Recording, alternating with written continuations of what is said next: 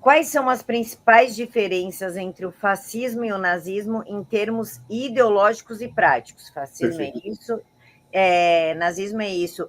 E quais são os elementos comuns que se encontram em várias ideologias totalitárias? Perfeito. Uma pequena curiosidade.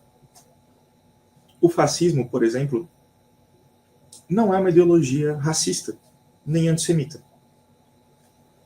Mussolini, além do que vários ideólogos do fascismo, militares e membros do Partido Fascista Italiano eram judeus. Até 1938 tinham 10 mil membros judeus no Partido Fascista Italiano. Mussolini deu várias entrevistas nos anos 30 falando que o antissemitismo e o antissemitismo nazista era um grande besterol sem sentido. Né? Ele alfinetava Hitler toda hora, porque Mussolini desprezava Hitler, tá? Sempre desprezou Hitler. E o fascismo nunca foi racista, nem antissemita, porque você vai defender na Itália, um país mediterrâneo com uma gens latina, a ideia de uma supremacia ariana nórdica? Não faz sentido nenhum. Mussolini sabia. Mussolini sabia que, pelo grau de superioridade ariana dos nazistas, ele não seria ariano. E os italianos nunca gostaram dos alemães, né? Porque, afinal de contas, eles se mataram aos centenas de milhares na Primeira Guerra Mundial, 10 anos antes de Mussolini tomar o poder. Então, o nazismo, a grande diferença é que o nazismo ele é uma vertente de socialismo nacionalista profundamente antissemita e racista, social-darwinista, e o fascismo não é nem social-darwinista, nem racista, nem antissemita.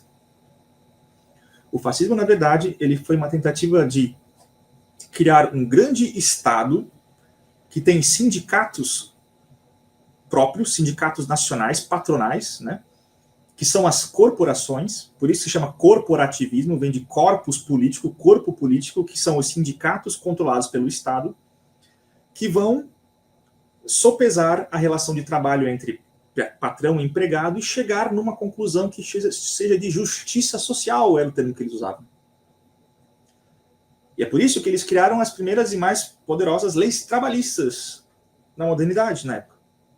Alfredo Rocco, que foi o arquiteto do Estado fascista, um dos principais ideólogos do fascismo, criou a ideia foi um dos precursores da ideia da função social da propriedade, ou seja, a função tem que cumprir a sua função social, qual seja obedecer ao Estado. Obedecer ao Estado para que a classe trabalhadora tenha o mesmo grau de poder e influência da classe burguesa dentro dos sindicatos do Estado pelas leis trabalhistas. Para que todas as classes italianas sejam unificadas numa única vontade, que é a vontade do Estado, a vontade da nação. Né? E o Giovanni Gentili, que foi o principal ideólogo do fascismo, ele mesmo falava, não existem indivíduos, isso é uma mistificação liberal. O que existem são indivíduos nacionais, indivíduos que nasceram na nação, nasceram e estão lá para servir, trabalhar, procriar e se sacrificar pela nação, pela grandeza da nação. Porque todos têm uma única vontade, a vontade do Estado, a vontade geral, segundo Giovanni Gentili. E aquela livrinho, A Doutrina do Fascismo, que você vê para comprar por aí, que está escrito Benito Mussolini como autor, não foi ele. Metade do livro, como ghostwriter, foi escrito por este tal Giovanni Gentili, o principal filósofo do fascismo. Antiliberal, anti-individualista, que solidificou o fascismo como uma filosofia de gigantismo estatal representando a vontade de todos. Você não tem uma vontade individual, quem tem vontade é o Estado. Ah, mas se minha vontade não for criando o Estado? Bem, pior para você. O Estado vai te levar para a vontade sua que você não reconhece como sua, a vontade certa. Né? Esse é o fascismo. Agora, o nazismo, ele é a ideia, isso aqui é um... Eu vou ser bem pouco humilde aqui. Há 12 anos atrás, fui um dos primeiros a trazer isso na historiografia do nazismo, e tanto que eu até estou publicando um artigo num jornal, num periódico cientista político lá italiano, da Itália, de que Hitler considerava o ariano superior não por causa da sua inteligência. O ariano para Hitler era superior por causa da sua virtude. do seu altruísmo, do seu amor pelo trabalho, e não pelo lucro. O Hitler fala, o ariano é uma raça socialista. Ele fala ipsis literis com essas palavras em vários discursos escritos. O ariano é uma raça superior pela sua virtude altruísta de sacrifício e é uma raça socialista. O judeu é uma raça antítese do ariano que se desenvolveu para ser o contrário, ou seja, uma raça individualista. O judeu é aquela raça que só preza pelo lucro, portanto capitalista, e ser individualista. E o ariano é o contrário, ele é socialista e ama o trabalho pelo trabalho, não pelo lucro. Então, para Hitler, o nacional-socialismo é o socialismo da raça ariana, que é a raça socialista que se desenvolveu na história geneticamente para ter uma genética altruísta e socialista, porque eles trabalham pela coletividade, se sacrificam pela coletividade ariana e não são que nem os judeus, que para ele se sacrificava apenas para o seu lucro, pelo seu individualismo e não pela nação, não pela raça. E aí o Hitler ele fala que o Estado é uma máquina que a raça ariana usa para se preservar.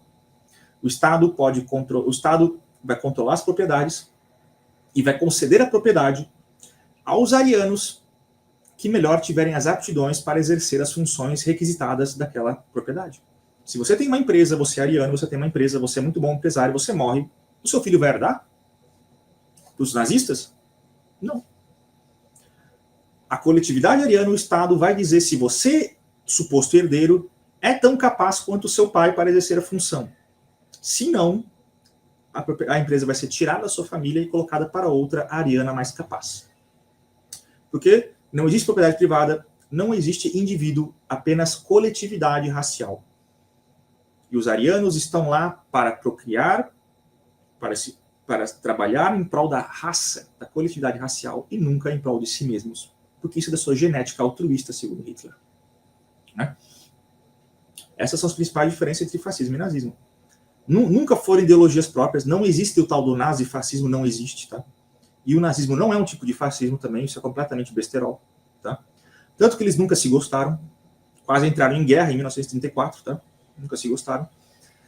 E o que elas têm em comum é justamente o pensamento coletivista, que coloca no nazismo a ideia da raça e no fascismo a ideia da nação como superiores e cujos indivíduos devem cegamente obedecer e se sacrificar em prol. Totalmente antiliberal, totalmente anticonservadora. Hitler e o nazismo não são conservadores, tá? Hitler era a favor do aborto? Sim e não. O bebê era ariano? Então não pode abortar. O bebê era qualquer coisa a não ser ariano? Pode abortar. Isso que eles pensavam. Ele é a favor do casamento, é conservador? Não. Ele tentou implementar a poligamia, oficializada pelo Estado, na guerra. Não são conservadores, nunca foram. São sociais-darwinistas pensando na sobrevivência da sua raça, independente de valores tradicionais cristãos ou não cristãos.